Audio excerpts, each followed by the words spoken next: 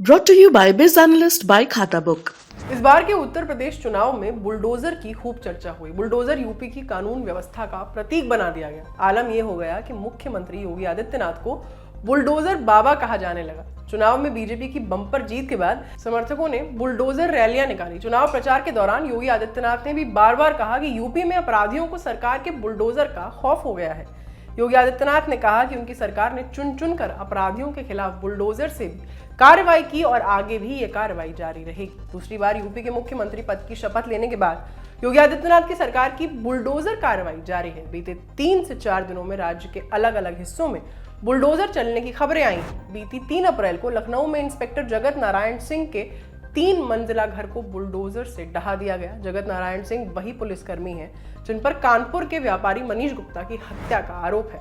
इससे पहले 2 अप्रैल को प्रयागराज विकास प्राधिकरण ने बड़ी कार्रवाई करते हुए 150 बीघा में फैली प्लॉटिंग को ध्वस्त कर दिया था। धूमगंज और कौशाम्बी में यह कार्रवाई हुई। प्रशासन की तरफ से प्लॉटिंग को अवैध बताया गया। इसी तरह से नोएडा के सेक्टर 134 और 135 स्थित डूब क्षेत्र में बने एक फार्म हाउस पर बुलडोजर चला। प्रशासन की तरफ से बताया गया कि जिस इलाके में यह फार्म हाउस बना था वहां किसी भी तरह का निर्माण अवैध है। अधिकारियों ने कहा कि भू माफिया अवैध प्लॉटिंग के जरिए जमीन बेच देते हैं, जिसके बाद वहां अवैध निर्माण हो जाता है। बुलडोजर चलाने की कार्रवाई सहारनपुर में भी हुई। इंडिया टुडे से जुड़े तंसीम हैदर की रिपोर्ट के मुताबिक सहारनपुर के थाना चिकलाना क्षेत्र के गांव चालकपुर में गैंग रेप के आरोपियों के घर पुलिस ने बुलडोजर चला दिया। चालकपुर में एक सप्ताह पहले एक नाबालिग के साथ गैंग रेप हुआ था। इसी तरह चदौली में भी सरकारी जमीन पर बने एक अवैध मकान को ध्वस्त कर दिया गया था।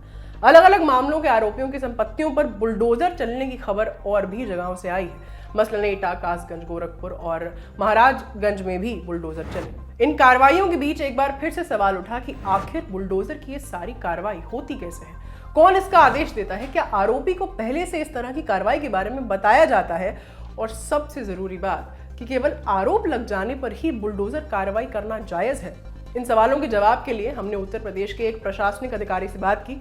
नाम न बताने की शर्त पर उन्होंने एक के बाद एक हमारे सवालों के जवाब दिए।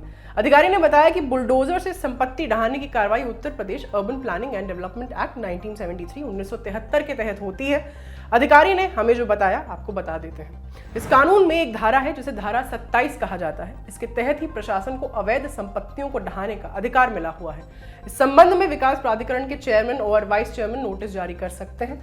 राजस्व विभाग के अधिकारी इसमें उनकी मदद करते हैं। इस एक्ट के मुताबिक अगर संपत्ति गिराने का अंतिम आदेश जारी हो चुका है तो प्रशासन को अधिकतम 40 दिनों के अंदर संपत्ति को गिराना होगा। एक्ट ये भी कहता है कि संपत्ति गिराने का आदेश उस संपत्ति के मालिक को अपना पक्ष रखने का एक अच्छा मौका दिए बिना जारी नहीं किया जा सकता। यही नहीं, आदेश जारी होने के 30 दिनों के भीतर संपत्ति का मालिक आदेश के खिलाफ चेयरमैन से अपील भी कर सकता है। चेयरमैन उस अपील पर सुनवाई के बाद आदेश में संशोधन कर सकते हैं या फिर उसे रद्द भी कर सकते हैं। एक्ट में यह भी लिखा है कि चेयरमैन का फैसला ही अंतिम होगा और उसे किसी अदालत में चैलेंज नहीं किया जा सकेगा।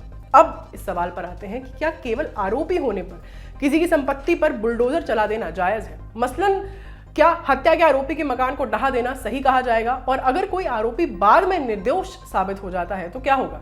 इन सवालों के जवाब भी हमें प्रशासनिक अधिकारी से मिले।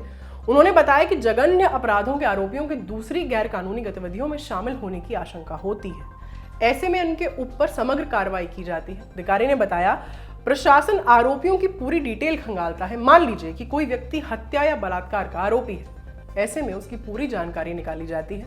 अगर पता चलता है कि उसने कोई अवैध निर्माण कर रखा है तो उसकी संपत्ति पर बुलडोजर चलाया जाता है। ऐसे ही और भी जानकारियां निकाली जाती हैं। मान लीजिए कि उस आरोपी ने कोई फर्जी डिग्री हासिल कर रखी है तो इस मामले में भी एक्शन लिया जाएगा। अधिकारी के मुताबिक इस तरह की कार्रवाई सांकेतिक होती है, समाज में एक संदेश देने के लिए।